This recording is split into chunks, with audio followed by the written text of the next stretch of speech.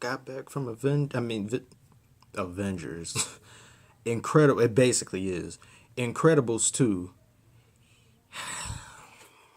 There are things that irritate me so much with this movie.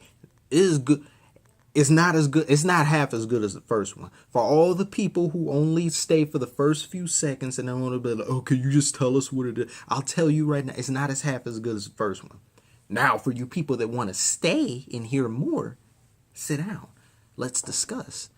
And by let's hear me rant, because there are things in here that just irritate me. Still a good movie. Still a very good movie. Worth buying a ticket. Worth buying a ticket consecutively again and stuff. But this, it's like, number one, this movie does what the first one did, but in reverse.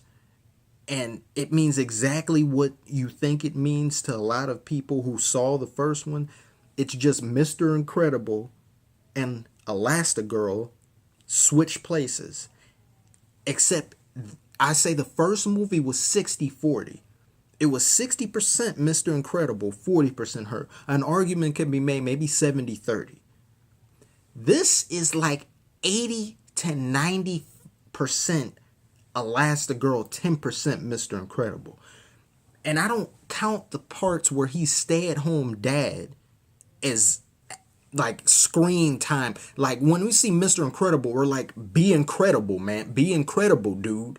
He does nothing mostly in the movie outside of be a dad. And who cares about being a dad, right? I mean, not really. That's cool and all. But the first 10 minutes of the movie, he's doing incredible-like things because he is incredible. And then in the last 10 minutes of the movie, he is doing incredible-like things. There was a whole hour and 40 minutes, basically, where nothing happens. Things happen, but it's more of a reaction to stuff that happened previous in other movies. Because I like how they're dealing with the fact that the fallout from supers coming back and they're being in everyone's face after everybody has had 15 years of complaining about them. But it's like the first one had an issue too, just because if you're saving people's lives, who gives a damn if a building got damaged or a street sign fell or property damage? Oh my God, taxpayers' dollars. To hell with taxpayers. They're alive, aren't they? They can't pay taxes if they're dead. So that was like, okay, so you're going to outlaw us because we broke a couple toys, broke a couple buildings? Do you... Oh my... If they applied that logic to Avengers... Oh my God, they would have had firing squad on Avengers or something. They would have been like, yeah, we get them the hell out of here. Because you guys destroy a city every single movie. Just on your own movies, you destroy movies. But when you all come together, the planet gets destroyed almost. They would have sent them off world. They would have been, get the hell out. You can't, I don't care where you go in the universe, you just can't stay here. But this, and then it's like this is the result of this female movement. Everything has to be female all of the time. If it isn't, then it is not culturally appropriate. I have no problem with that. That's fine if it makes sense. This didn't make sense because so little happens. Like, from everybody. Dash, to me in this movie, he got nerfed. Like, he's moving slower. Like, he doesn't go as fast as he did in previous movies. And like when he's running, Frozone and Mr. Incredible are creeping up with him. I'm like, what? And then Violet doesn't do too much outside of her relationship with Tony Reinger from the first movie. And Jack, of course, is overpowered. Jack, when this, oh my God, when that boy grows up, that is an OP boy. Oh my, what can he do? He literally does everything. He has the infinite potential, as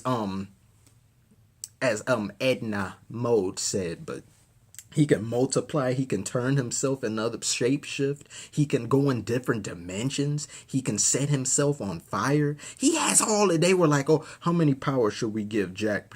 All of them. That's how many of him he has. But yeah, he's. But it's like it's not as good as because in the first one, Syndrome had a clear motive. The villain in this doesn't compare. And it's a plot twist that anybody under the age of 10 will be surprised by. Anyone over 10, but I mean this generation, who knows? They shouldn't even expect something like that. But yet, Syndrome wanted to get rid of superheroes because he himself was not super. In this one, she's getting rid of them because her dad was dumb enough to call the cops while they were being broken into, and you're gonna get mad at us for that? Why are you calling people who don't exist anymore? Like, you got rid of the supers, and now it's like he was so reliant on supers. Like the guy who you see it talking in the trailer, like that guy with a suave guy, his father loves superheroes, he loves superheroes. So he's like, he tried to call them. He had a direct line, a telephone and stuff. They didn't answer. Like, people are breaking into your house. Tell me, how many of you would call a superhero? They're gonna be, oh, Superman, Spider-Man, help! Oh, I'm being broken. Dead immediately. And that's what happened to him. He wanted to be an idiot, and he paid with multiple bullets and got turned into a pack. And then she gets angry at supers. Why are you calling people that aren't there anymore? And why do you hate us for something that's your own dad's stupidity? And then she takes it out on them. I'm going to make sure you're all banned permanently. I'm like, you're just a hater. Like, why? Why do you hate us? What did we do to you? We literally didn't do anything. Be angry about that. But no, she's angry because he relied on people who they got rid of. So I'm like, and it's like it's not enough. And there was so and the biggest problem with this movie is that there's too much dialogue. There's too many complex structure of story that kids, they just can't relate to because this generation is different. This movie came out almost 20 years ago, I think. I was 10 years old. No, I was 15 years ago. I don't know. I'm not good with math right now because this irritated me. And when it came out, it was a different. Pixar was at the top of the world, coming out with stuff back to back to back, hit after hit. All the kids were smarter back then. And don't give me that, oh, they have smartphones. Smartphones are the reason as to why their brains are mush to where they can't laugh at anything that's not a fart joke or some random burst of LOL random. Because whenever Jack was on screen, but then when there's nothing on screen and it's just Helen and Bob talking, and they're talking about their marriage, and they're talking about their finances and stuff, they're all like, kicking my chair and crap. Like, God. Oh, my God. That's the biggest problem with the movie. It's too much dialogue. Kids don't relate. They were restless. When it got back to the kids and was like, but until then, it's just not as good as the first one. It's good. Go and see it. But tell me what you think. If you liked it, if you hated it, comment below. Subscribe. Stay here a while. We do this almost every other day. Kind of, sort of, not really. I'm working on it. I will see you later.